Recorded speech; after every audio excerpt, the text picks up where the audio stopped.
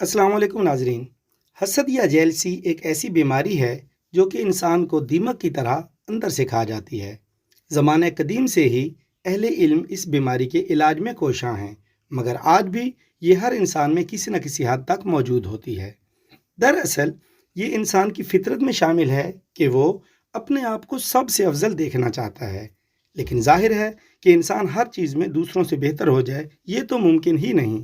تو انسان کی یہی فطرت اسے حسد میں مبتلا کر دیتی ہے، کیونکہ یہ ایک حقیقت ہے کہ ہر شخص ہر صلاحیت کا مالک نہیں ہوتا ہے، اور انسان اپنی سوچ میں جن لوگوں کو اپنے سے کم تر سمجھتا ہے ان میں بھی کچھ ایسی صلاحیتیں ہوتی ہیں جو اس سے بہتر ہوتی ہیں، اور جب ان لوگوں کی معاشرے میں پذیرائی ہوتی ہے تو اس کو بالکل اچھا نہیں لگتا، اور وہ یہ سمجھتا ہے کہ اس کی پذیرائی نہیں ہونی چاہیے تھی۔ بس اسی احساس کو حسد یا جیلسی کہا جاتا ہے۔ ناظرین، حسد کا نقصان یہ ہے کہ حسد کرنے والا صرف اور صرف اپنی صحت کا نقصان کرتا ہے، کیونکہ حسد کرنے سے ہمارا جسم ایسے ہارمونز خارج کرتا ہے جو کہ انسان کو نفسیاتی اور جسمانی طور پر بیمار کر دیتے ہیں۔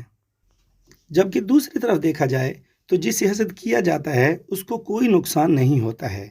اور ستم ظریفی تو یہ ہے کہ یہ ساری باتیں ہمارے علم میں ہوتی ہیں، پھر بھی ہم اپنی فطرت سے مجبور ہو کر اپنا نقصان کر رہے ہوتے ہیں۔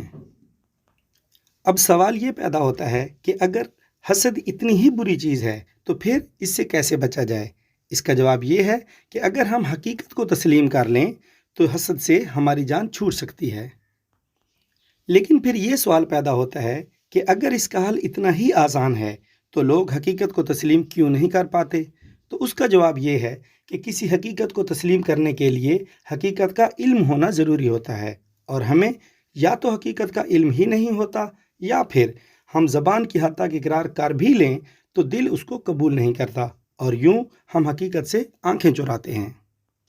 اب مشکل یہ پیش آتی ہے کہ ہماری زندگی میں بے شمار حقیقتیں ہوتی ہیں، تو کیا اس مختصر سی زندگی میں یہ ممکن بھی ہے کہ ہم ساری حقیقتوں کو جان سکیں؟ تو اس کا حل انتہائی آسان ہے، اور وہ یہ ہے کہ ہم اگر بنیادی حقیقت کو مان لیں تو وہ حقیقت باقی ساری حقیقتیں ہم سے خود بخود منوا لے گی، کیونکہ وہ ایک حقیقت ہی باقی ساری حقیقتوں کی بنیاد ہے، اور وہ ایک حقیقت یہ ہے کہ اس دنیا کا سارا نظام صرف اور صرف ایک ذات چلا رہی ہے، اور یہاں کی ہر چیز صرف اسی کی مرضی سے ہو رہی ہے۔ عزت ہو یا ذلت، کامیابی ہو یا ناکامی، خوشیاں ہوں یا غم، سب اللہ ہی کی طرف سے ہوتے ہیں۔ اور ہم زبان سے یہ بات مانتے بھی ہیں، لیکن پھر بھی کسی کی عزت یا کامیابی کو ہمارا دل قبول نہیں کرتا، تو یہ ہمارے لیے لمحہ فکریہ ہے،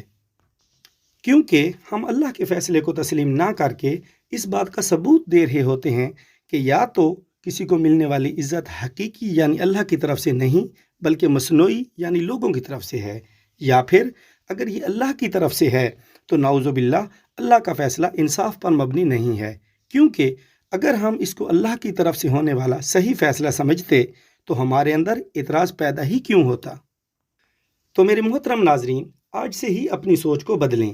اور کسی کو ملنے والی کامیابی یا عزت کو مصنوعی نہ سمجھیں، بلکہ اس کو حقیقت سمجھ کر قبول کریں کہ یہ اللہ کا فیصلہ ہے، اور اللہ کا کوئی بھی فیصلہ نہ تو غلط ہوتا ہے اور نہ ہی بے وجہ ہوتا ہے،